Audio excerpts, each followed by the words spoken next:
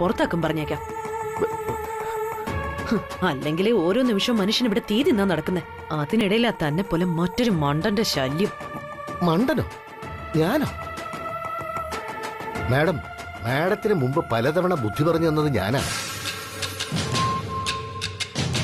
തന്റെ ബുദ്ധിയുടെ കാര്യമൊന്നും കൂടുതൽ എഴുന്നള്ളിക്കണ്ട.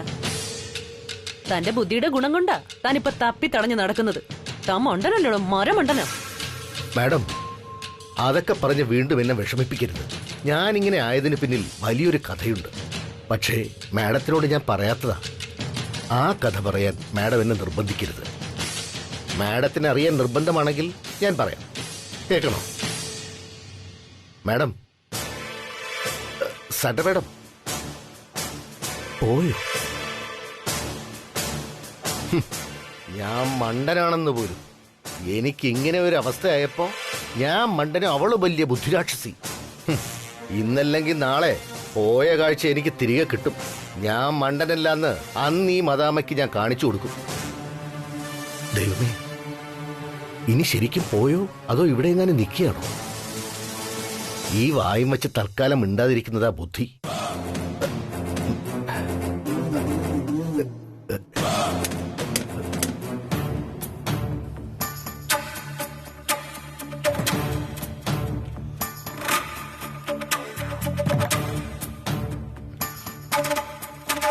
ലഞ്ച് ടൈം കഴിഞ്ഞതുകൊണ്ടാണ് തിരക്കില്ലാത്തത്.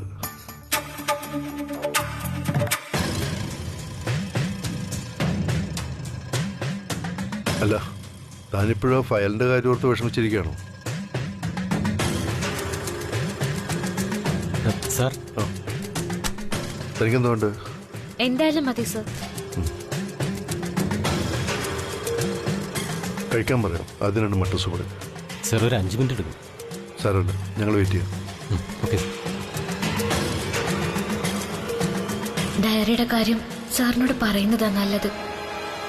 സർ. മാഡം, രാജനന്ദിനി സാരീസിന്റെ മോഡലായി അഭിനയിച്ച മാഡം അല്ലേ?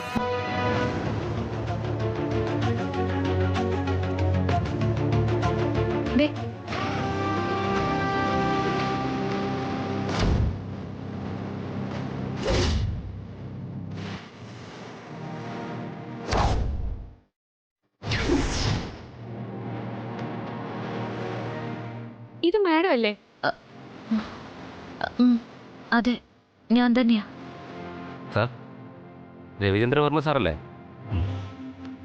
സാറിനെ കാണാൻ കഴിഞ്ഞതിൽ വളരെ സന്തോഷം. മാഡത്തിന്റെ പേരാണോ രാജനന്ദിനി?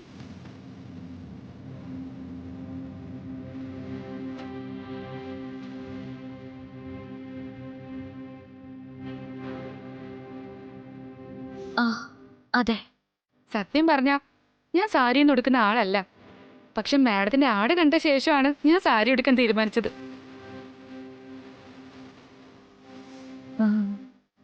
സർ, ഒരു മിനിറ്റ്. സത്യം പറയാലോ സർ, രാജനന്ദിനി എന്ന പേര് പോലെ തന്നെ ഒരു രാജപ്രൗഢിയുണ്ട് എല്ലാ ഡിസൈനിലും. എല്ലാം രാജനന്ദിനി മാഡത്തിന്റെ സെലക്ഷൻ ആയിരിക്കും അല്ലേ?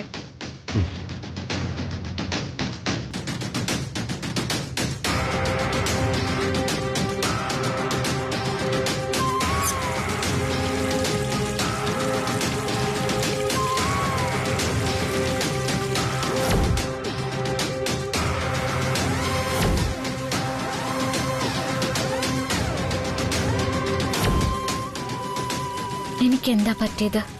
അന്ന് ഓഫീസിലും ഇന്ന് ആ ഫോണിലും കണ്ട സ്ത്രീ ആരാണ്? അവരും ഞാനും തമ്മിൽ എന്താ ബന്ധം? എനിക്കൊന്നും മനസ്സിലാവുന്നില്ലല്ലോ.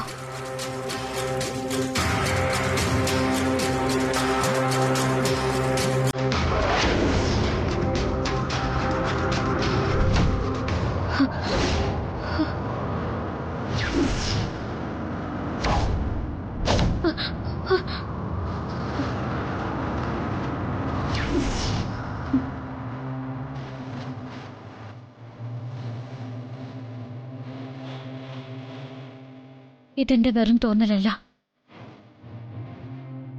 അവരും ഞാനും തമ്മിൽ എന്തോ ബന്ധമുണ്ട്. വേറൊരാളോട് പറഞ്ഞറിയിക്കാൻ പറ്റാത്ത ബന്ധം.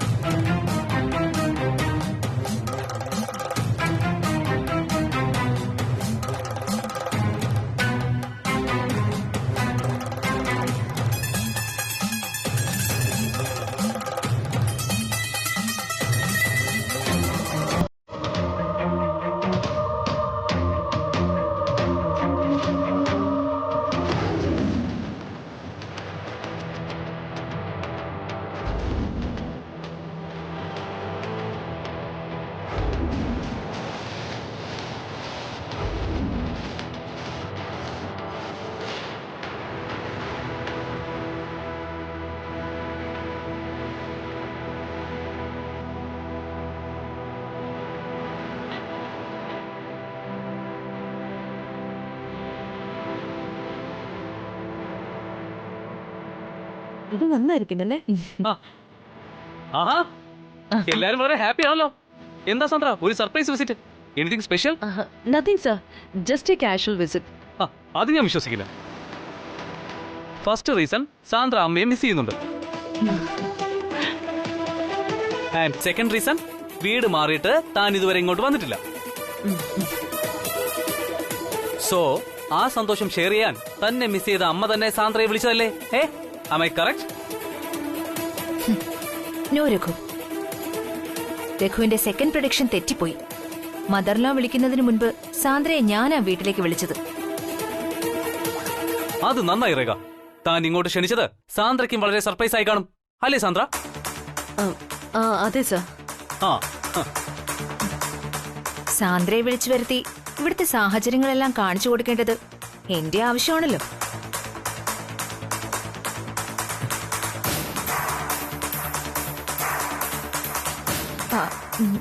രഘു, പുതിയ വീട്ടിലെ അറേഞ്ച്മെന്റ്സ് ഒക്കെ സാന്ദ്രയെ കാണിക്കുന്ന കാര്യം ഞാൻ ഉദ്ദേശിച്ചത്. ഇന്റീരിയറിൽ എന്തെങ്കിലും ചേഞ്ച് വേണമെങ്കിൽ സാന്ദ്ര അത് ഒറ്റ നോട്ടത്തിൽ കണ്ടുപിടിക്കും. She's very talented in that. താൻ തന്നെയാണോ ഇതൊക്കെ പറയുന്നത്? അതെ, ഞാൻ തന്നെയാ.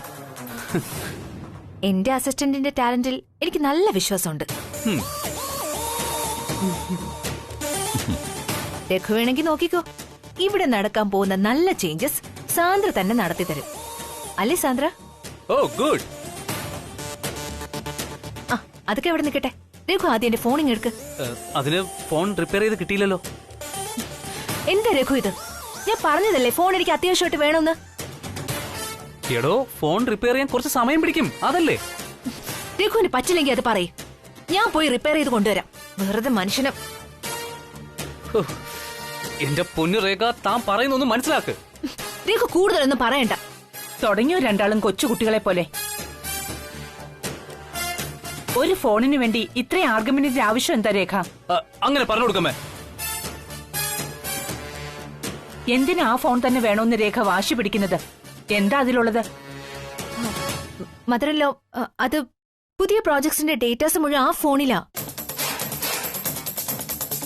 ഇനി അതൊക്കെ വീണ്ടും ആദ്യം മുതൽ ചെയ്താ ഒരുപാട് ടൈം വേസ്റ്റ് ആവും. അതുകൊണ്ടാ.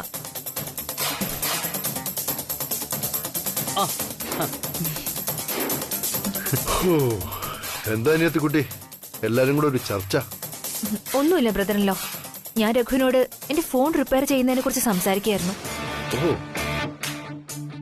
മതി മതി, ഫോണിന്റെ കാര്യമൊക്കെ നിങ്ങൾ ചേട്ടനും അനിയത്തി സംസാരിച്ചൊരു തീരുമാനമെടുക്ക.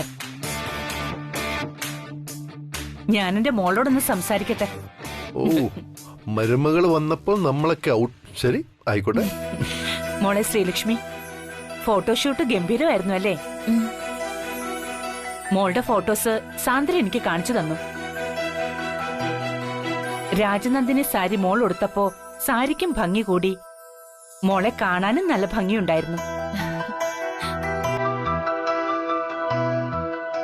ആ ചിരിയും നോട്ടവും ഒക്കെ കാണുമ്പോ ശരിക്കും രാജനന്ദിനിയായിട്ടാ എനിക്ക് തോന്നിയത്.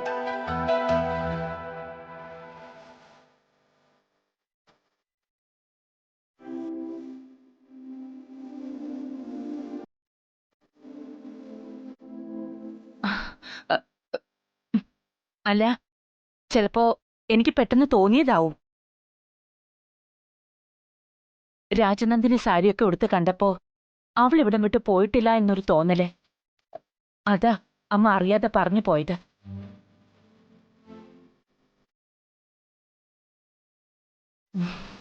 ഇനി അതിനെപ്പറ്റി സംസാരിച്ചിട്ട് എന്താ കാര്യം? രാജനന്ദിനിക്ക് പകരം എന്ന് ഞാൻ പറയുന്നില്ല, പക്ഷേ ആ സ്ഥാനത്ത് ഇപ്പൊ മോളുണ്ടല്ലോ.